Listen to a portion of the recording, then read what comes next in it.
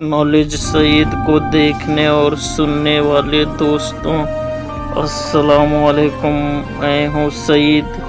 आप सभी ने टाइटैनिक का नाम तो ज़रूर सुना होगा। ये जहाज़ क्यों और कैसे डूबा? इस जहाज़ के कैप्टन ने ये दावा किया था कि ये जहाज़ कभी नहीं डूबेगा, और इसी तकब्बुर में उस कैप्टन ने 60 छोटी कश्तियां रखने के बजाय महज सेफ्टी के लिए 20 छोटी कश्तियां ही रखवाई। फिर बाद में दुनिया ने देखा कि खुदाई का दावा करने वाले उस कैप्टन का किस तरह तकब्बुर और गुरूर चकनाचूर हुआ। अब वो क्या राज है टाइटैनिक जहाज का जिसके कारण आज तक इसके मलबे को बाहर नहीं निकाला गया? इस जहाज की पूरी स्टोरी आज के इस वीडियो में हम जानेंगे। हम सभी ने सुना है कि टाइटैनिक एक बड़े आइस बर्फ से टकराया, जिसके कारण जहाज के अंदर पानी जमना शुरू हो गया और टाइटैनिक डूब गया। लेकिन ये पूरा सच नहीं है। दुनिया की सबसे बड़ी जहाज टाइटैनिक बर्तानिया से न्यूयॉर्क के लिए 14 अप्रैल 1912 रात की 11:40 पर अपने सफ़र पे रवाना हुई और तकरीबन 3 घंटे बाद 15 अप्रैल रात के 2:20 पर अटलांटिक महासागर के एक बर्फीली चट्टान के टकराने से डूब गई। वो जहाज क्या डूबी, साथ ही में उसके डूब गए 2224 लोगों के दिलों के अरमां जो उस टाइटैनिक जहाज में सवार थे। इनमें से 1500 लोगों की जान चली गई। जो लोग उसमें से बच गए उनके साथ जुड़ी रही टाइटैनिक की दर्दनाक यादें। इसकी लंबाई 882 फीट, चौड़ाई 92 फीट, 175 फीट ऊंचाई और जहाज का वजन 4,63,628 टन था। टाइटैनिक को बनाने में 26 महीने यानी 2 साल 2 महीने लगे और इसमें 3500 मजदूर काम करने वाले थे, जिसमें से 8 मजदूरों की जान चली गई और 250 मजदूर जख्मी भी हुए। इसको बनाने में तकरीबन $166 मिलियन लगे थे। दोस्तों, आज के जदीद साइंस ने ये साबित किया है कि टाइटैनिक के डूबने की वजह महज एक बर्फीली चट्टान नहीं थी। तो फिर उस काली रात में हुआ क्या था?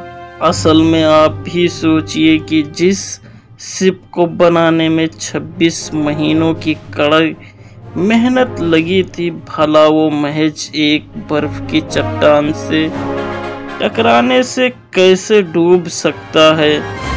पिछले 100 सालों के बाद रिसर्च में अब आमतौर पर यह साबित हुआ है कि टाइटैनिक के डूबने का असली कारण वो बर्फ की चट्टान नहीं बल्कि शिप के बेस में लगी हुई वो आग थी। और ये आग इतनी विशाल और गर्म थी कि तकरीबन 65% टाइटैनिक का निचला हिस्सा कमज़ोर हो गया। हालांकि इस आग के बारे में जहाज के ऑफिसरों को अच्छे से मालूम था, पर वो जहाज को चलने से रोक ना सके। इसका मुख्य कारण जहाज के सभी टिकटों का बिक जाना था। अब अगर वो इस हालत में लोगों के सामने बेस में लगी हुई आग का पर्दाफाश करते तो टाइटैनिक को बनाने वाली कंपनी का बहुत ही बड़ा नुकसान होता। इत्तेफाक देखिए कि वो आइस बर्फ भी वहीं टकराया जहां पर वो आग लगी थी, लेकिन इसके अलावा भी कुछ और घटनाएं घटित हुई जो अगर ना होती तो टाइटैनिक शायद ना डूबती और इतने सारे मासूम लोगों की जान न जाती। अब इसको बदकिस्मती समझिए या लापरवाही, क्योंकि हर शिप पर पैसेंजर को लाइफ गार्ड पहनना और स्टाफ लाइट बोट को पानी में कैसे उतारे, साथ ही में पैसेंजर को उसमें बैठाना का तरीका सिखाया जाता है। ये ट्रेनिंग उसी दिन को होना था जिस रात टाइटैनिक डूबी, पर जहाज के कैप्टन एडवर्ड स्मिथ ने इस ट्रेनिंग को कैंसिल कर दिया। आज तक कोई नहीं जानता कि एडवर्ड स्मिथ ने ट्रेनिंग कैंसिल क्यों की। जहाज के अंदर दूर से देखने के लिए उनके पास दूरबीन नहीं था। दरअसल शिप के अंदर दूरबीनें थीं, मगर जहाज के चलने से कुछ समय पहले सेकंड ऑफिसर को बदल दिया गया था और वो ऑफिसर उस लॉकर की चाबी देना भूल गया जिसमें दूरबीन रखी हुई थी। उसका चाबी भूलना भी एक दुर्भाग्य की बात है। अगर लॉकर की चाबी होती तो दूर से ही दूरबीन की सहायता से आइस की चट्टान को देख सकते थे। इसी के साथ ही शिप को चलाने वाले ऑफिसर रॉबर्ट हेंजस को जब आइस चट्टान की खबर मिली तो इन्होंने दहशत में टाइटैनिक को उसी तरफ मोड़ा जिस तरफ चट्टान थी। वो कहते हैं ना कि दाने दाने से एक रास बनती है। दूरबीन का लॉकर में रह जाना, ट्रेनिंग का कैंसिल हो जाना, जहाज के बेस में आग लगना, शिप के अंदर कम लाइफ बोट्स का होना, शिप को टर्न करते समय एक छोटी सी गलती, महासागर में तैरता हुआ वो विशाल आइस बर्फ की चट्टान, टाइटैनिक जहाज में ये सब छोटी छोटी गलतियां ही थीं जिसने मासूम 1500 से ज़्यादा लोगों की जान ले ली और एक बहुत ही भयानक दर्दनाक हादसे का शिकार हुई।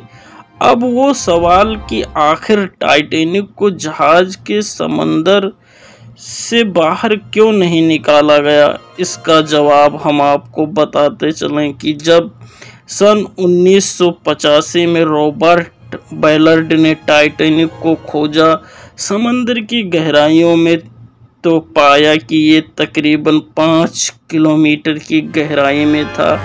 टाइटैनिक के मिलने पर इसके अंदर मौजूद कीमती हीरे जवाहरात और शराब की बोतलें निकाल ले गई, लेकिन उसके मलबे को नहीं निकाला गया। पर क्यों? आज तक ये गुत्थी लोगों के समझ से परे हैं।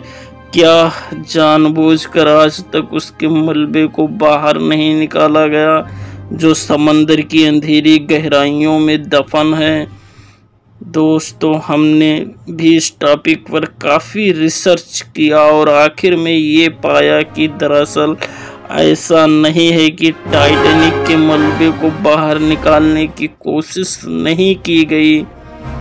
दरअसल कई कोशिशें की गई लेकिन वो नाकाम रही। साइंटिस्ट ने ये तरकीब अपनाई कि पिंग पोंग बॉल की मदद से शिप को बाहर निकाला जाए। साइंटिस्ट ने ये कहा कि अगर पिंग पोंग बॉल को टाइटैनिक से भर दिया जाए तो शिप को पुश करने में आसानी होगी, मगर बाद में ये ख्याल आया कि ये बॉल जहाज तक पहुंचने से पहले ही पानी के प्रेशर की वजह से फट जाएगा। उसके बाद लोगों के जहन में एक सुझाव और आया कि अगर बैलून की मदद से टाइटैनिक को बाहर निकाला जाए। इसमें प्लान ये था कि बैलून को हीलियम से भरकर जहाज में बांध दिया जाए, फिर वो टाइटैनिक को अपने ही ऊपर खींच लाएगा। पर जब इस तरकीब को अपनाने का टाइम आया तो सामने ये सवाल बनकर खड़ा हुआ कि आखिर इस बैलून्स को अंडर वाटर पंप कैसे किया जाएगा। यानी इस सवाल का जवाब भी किसी के पास नहीं था और ये तरकीब भी नाकाम रही। अमेरिका के एक इंजीनियर जोहान पियर्स ने लिक्विड नाइट्रोजन इस्तेमाल करने का सुझाव दिया। उनका ये आइडिया तो बेहतर था, लेकिन ब्रिटेन की गैस कंपनी BOC ग्रुप ने कहा कि इस प्रोजेक्ट में लगभग 500,000 टन नाइट्रोजन लिक्विड की ज़रूरत पड़ेगी। अब फिर से सवाल वही का वही रहा कि इतने टन नाइट्रोजन गैस को समंदर की इतनी गहराइयों में लेकर जाया कैसे जाए। इस तरह टाइटैनिक के मलबे को निकालने के लिए कई प्लान अपनाए गए, मगर कोई अपनी बजट की कमी से तो किसी में टेक्निकल डर की खौफ से सभी प्लान अनसक्सेसफुल रहे। दोस्तों, आप ही सोचिए कि दुनिया की कोई भी कंपनी उसी प्रोजेक्ट में हाथ डालती है जिसमें उसको फ़ायदा हो। बहरहाल जहाज के अंदर जितने भी कीमती सामान थे उनको निकाल लिया गया। तो अब कोई भी कंपनी टाइटैनिक को क्यों निकालेगी?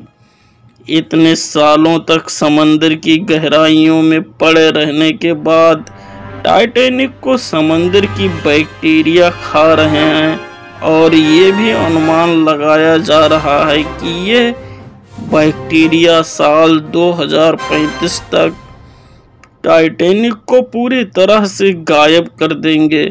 बस रह जाएंगी तो सिर्फ और सिर्फ लोगों के दिलों में टाइटैनिक की यादें।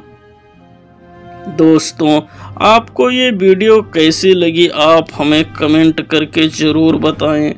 Thanks for watching. चैनल को सब्सक्राइब करना ना भूलें और अपना ख्याल रखें। अल्लाह हाफिज़।